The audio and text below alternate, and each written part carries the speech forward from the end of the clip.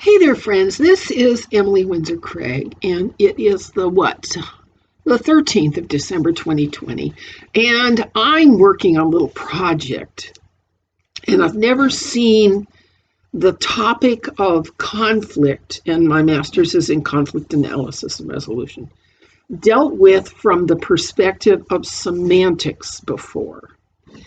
And it's an interlocking study of the functions of language and how they play out in interactions. Now, this is not psychology. This is semantics because I'm using only generic functional terms in order to compare and contrast the behaviors of different kinds of people who are trained in different habits. The whole topic is habits. Our lives are made up from the habits that we form and the habits that we outgrow and the new habits that we acquire. And so I look at life as the practice of habits temporarily while we're choose and embed them, all right? And so in the next 10 screens, we're going to look at the habits of cooperation that are contrasted to the habits of narcissism and the habits of psychopathy. And we'll see that it's a continuum, that narcissism is based on an authority that's external to the subject, and psychopathy is based on an authority that is internal to the subject, whereas cooperation is based on an authority to principle. You'll see how this works out. Let's look at the whole picture.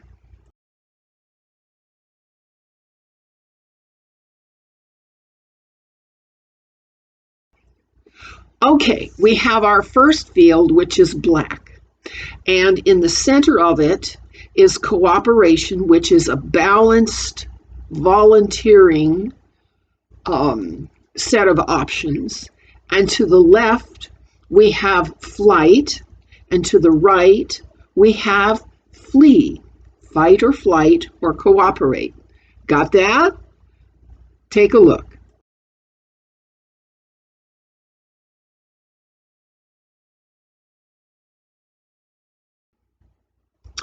Okay, now look. The person in the center is balanced, a volunteer who knows how to cooperate. But there are two other possible responses to a matter, and one is fight and the other is flight. So on the left, we have the responses that are typical to a narcissist who invokes an internal authority to prove that they are in need of something, generally from you. Okay. And on the right, we have the psychopath who has discarded authority, and their only authority is within themselves, and they're going to do what they please. And that's how they operate. You'll see.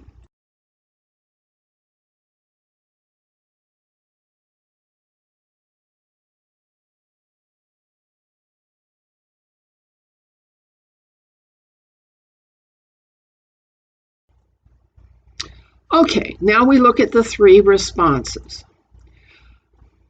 For an input, a comment, a statement, all right, no matter how neutral or loaded it is, you can either react to it emotionally if you feel that it represents an authority that threatens you, or you can merely respond to it, or you can deny it and push it away.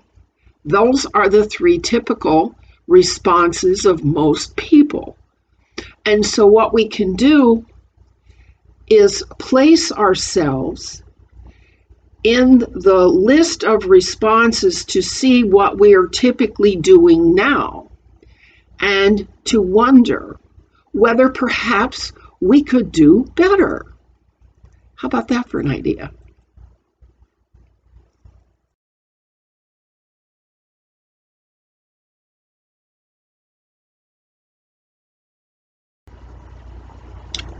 Okay, next.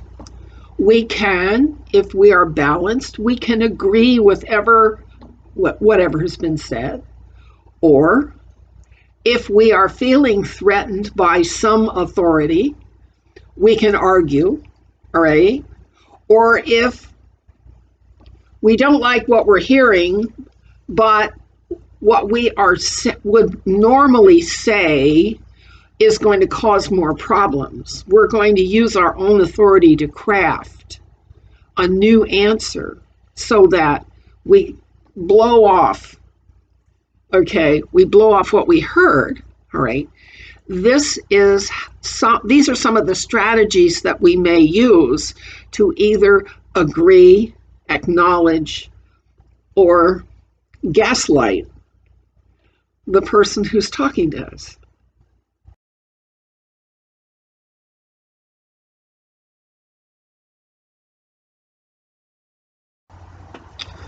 All right, now, if arguing doesn't work, then if you're feeling harassed or attacked, you defend yourself.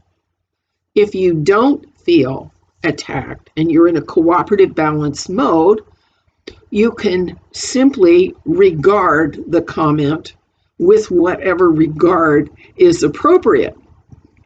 But if you're feeling that there's no authority that you're subject to and you want to flee the attack against you, then you think of ways to intervene secretly. These are the methods between the narcissist, the balanced person, versus the psychopath who sees no authority except his own. Does that make sense to you?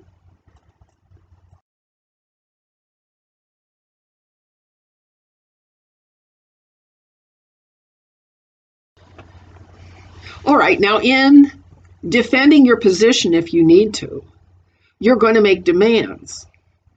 If you're not feeling particularly threatened, you can simply listen to what's going on if you're still in balance and in harmony.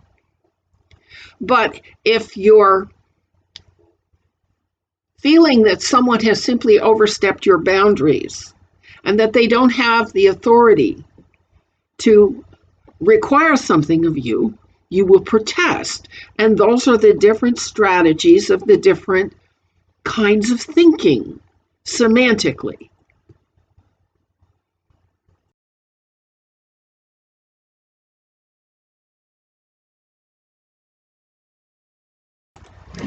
Okay, next step.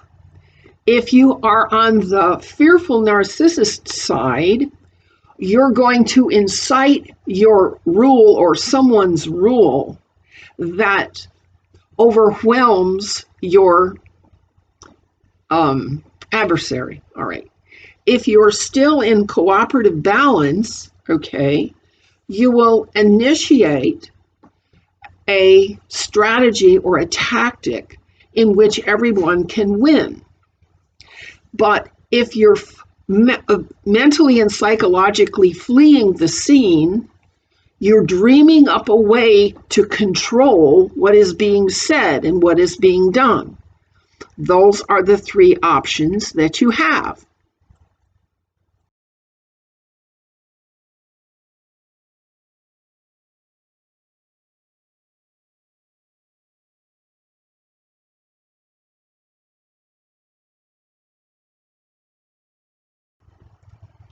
Then, if you're feeling particularly attacked or challenged, you might say, I don't want to deal with that. That's not my problem. Or you might compose a set of steps or a solution or a process that would deal even-handedly with what's going on. But if you are your own authority, you're going to get all embroiled and completely consumed by getting control over this. And those are the different strategies you have to tackle this problem that's come up.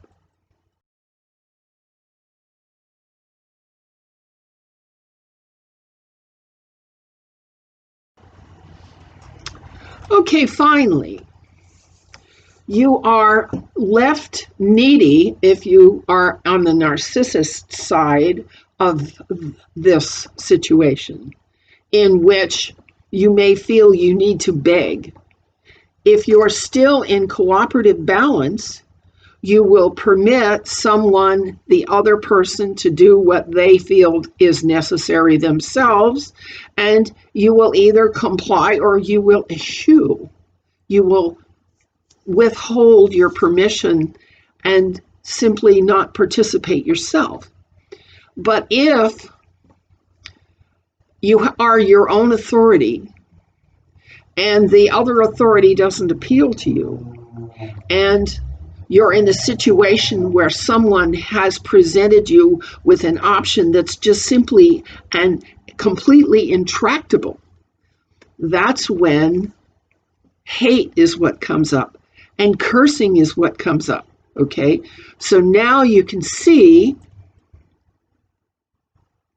just how a set of responses and reactions plays out, whether a person is in balance or dependent on some authority or living by their own authority.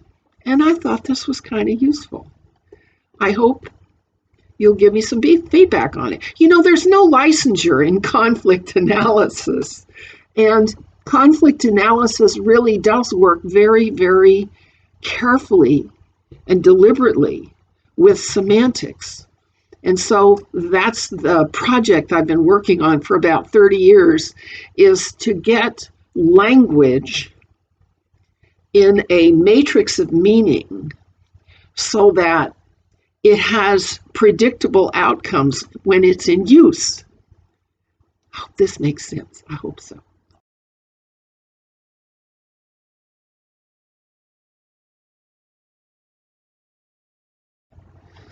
Okay, I think what I'm doing here is kind of new. What I'm doing is utilizing standard generic language to demonstrate, show, and predict and compare different habitual behaviors so that a person can see how the habits play out and how the effects play out. All right. And in doing that, you'll notice that each of the words in all of these diagrams have numbers associated with them. Now, if you look at those numbers and compare them to the master list here at the end, now these are only approximate. These are only approximate. They keep moving around. They keep moving around on me. But what I have found is that you can utilize prime numbers as an alphabet to describe whole functions, all right? And in doing that, you can compare and contrast the functions. I've had a lot of fun with this.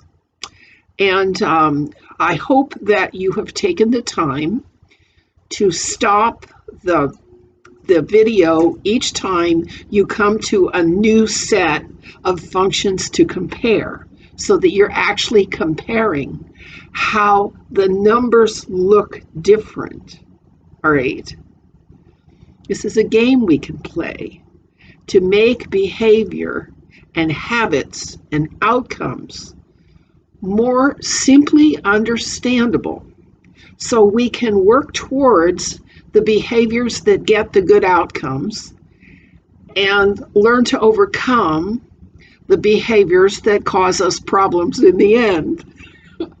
This has been Emily Windsor Craig, and I hope you have as much fun with this as I'm having, because There's nobody doing this yet. We're new. This is new. Thanks. Bye-bye.